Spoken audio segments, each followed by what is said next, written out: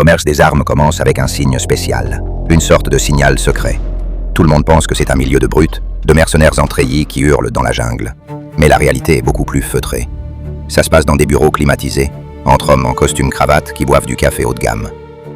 Au début, tu ne vends pas des missiles ou des chars d'assaut. Tu commences par de la petite logistique. Des caisses de munitions, des pièces de rechange pour des hélicoptères civils, des uniformes. Tu te dis que c'est légal, que tu as tous les tampons officiels. Et tu continues ton travail, en toute innocence. C'est ainsi que tout commence. Tu sors de l'université avec un diplôme en logistique internationale. Et tu trouves un travail dans une entreprise moyenne près du port de ta ville. Tu commences, content d'obtenir un travail apparemment stable. Tu n'es pas encore un méchant, mais ton chef est en train de te demander quelque chose qui va te salir les mains sans que tu ne t'en rendes compte. Tu commences avec des commissions légitimes, des choses propres. Tu as un horaire, un salaire fixe et la promesse implicite de monter si tu fais bien les choses. Mais il y a quelque chose qui ne colle pas. Certaines boîtes arrivent scellées de façon exagérée, des couches et des couches de protection comme si le contenu était fragile ou dangereux.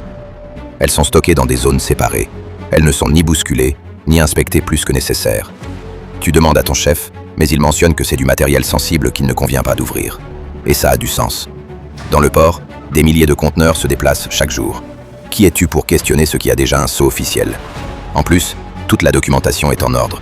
Certificat, permis d'exportation. Là apparaît la première pensée rassurante, presque automatique.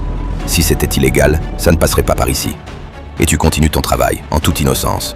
Pendant presque un an, tout continue normalement, jusqu'à ce qu'arrive le premier grand tournant.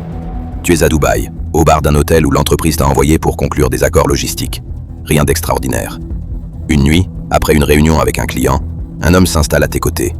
Il présente bien, trop bien pour être là par hasard. Il porte une montre qui vaut plus que ta voiture, et cela commence à t'intriguer. Il a tout entendu. Et comme il est aussi dans le milieu, il comprend parfaitement ce que tu fais. Il te dit qu'il a un client qui cherche quelqu'un capable de faire bouger les choses quand les routes sont fermées et que personne ne veut s'impliquer. L'envoyé t'explique la situation naturellement.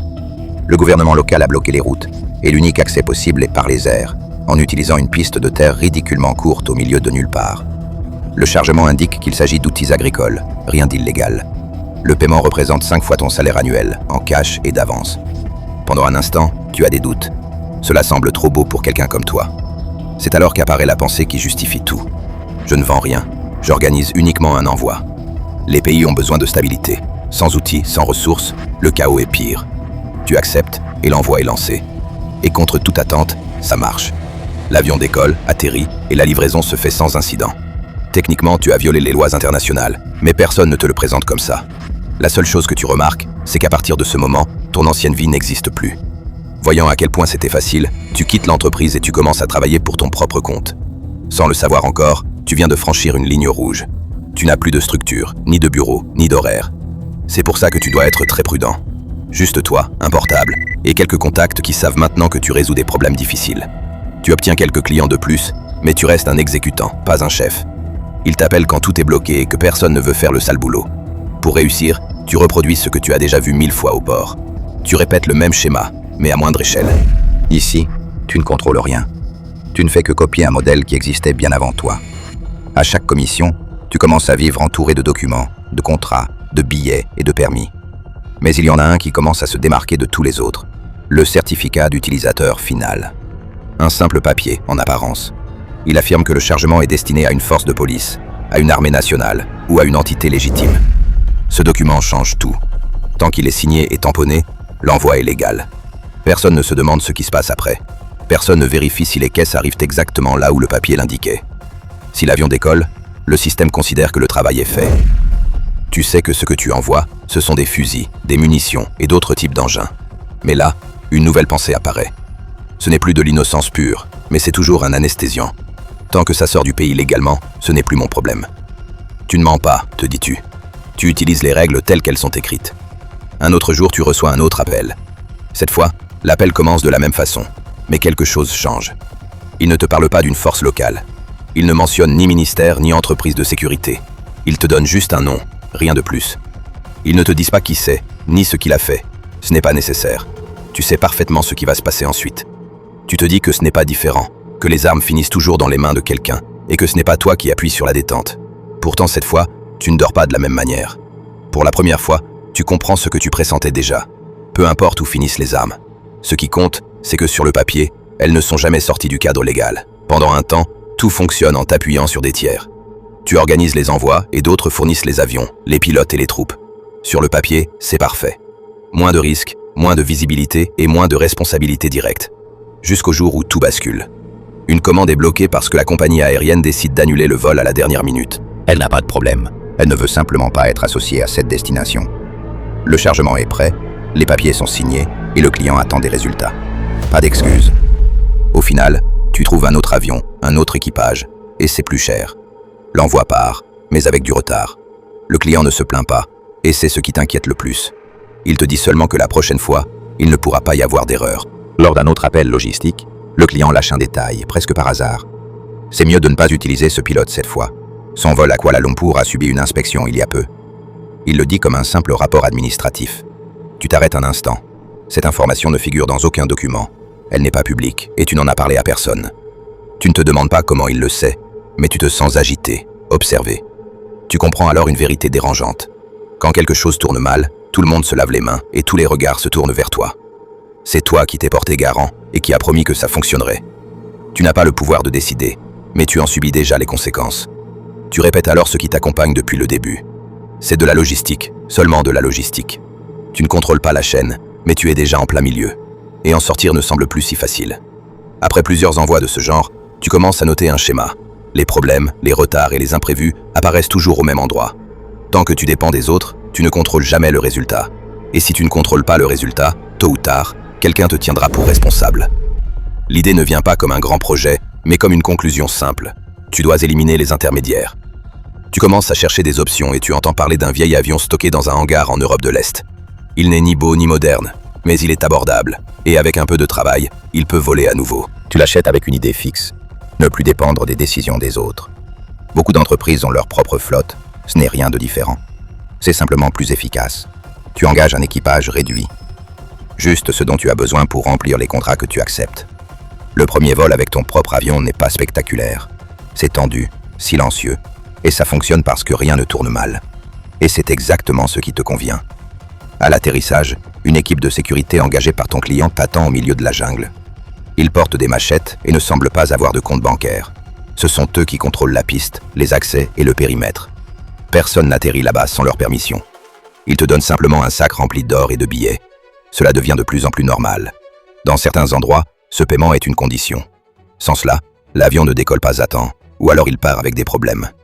Ils n'appellent pas ça de l'extorsion, ils appellent ça la sécurité locale. Soudain, tu te rends compte que tu continues de faire la même chose, déplacer des marchandises efficacement. À partir de là, les cargaisons changent de nature. Maintenant, tout dépend de toi, les horaires, les routes et les départs. Tu n'attends plus les confirmations des tiers, tu ne demandes plus à personne de tenir ses engagements. Tu apprends aussi avec qui il faut parler avant d'atterrir et qui il faut rémunérer pour que personne ne pose de questions. Mais quelque chose a changé, même si tu ne l'admets pas encore. Tu n'es plus seulement quelqu'un qui résout des problèmes. Maintenant, tu es une pièce maîtresse qui, si elle échoue, fait tout s'écrouler. Et pour la première fois, le système commence à s'adapter à toi. Désormais, il y a des pilotes qui attendent leur paiement, des intermédiaires qui dépendent de tes routes, des groupes locaux qui attendent leur part pour garantir que rien n'arrive, et des personnes qui comptent sur toi pour tenir tes promesses. Tu as construit une chaîne, modeste mais efficace. Tu comprends que la vraie valeur de ton travail ne réside ni dans l'avion, ni dans les documents, mais dans les personnes qui font que tout fonctionne en silence. Quand on te demande comment tu réussis à faire arriver des cargaisons là où personne d'autre n'accède, tu ne donnes pas de grandes explications. Tu dis que c'est l'expérience, que c'est la connaissance du système de l'intérieur.